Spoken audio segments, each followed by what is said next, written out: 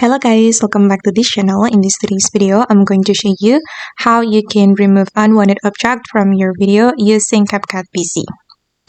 Okay, let's get into it guys. Here I have already opened my CapCut PC application. And for example guys, I'm going to remove this watermark from my video. So I'm going to duplicate my video first. And I'm going to choose copy and then paste. Wait, let me paste it here.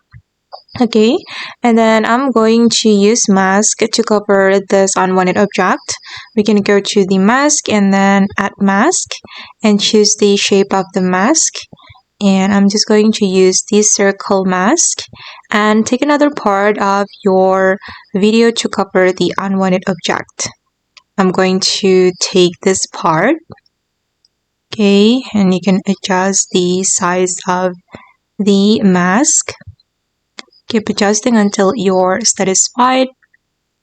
And once you're done, you can go to the basic and then cover the object with the mask. Okay, like this guys. Just keep adjusting. Alright, and to make it more natural, I'm going to apply feather.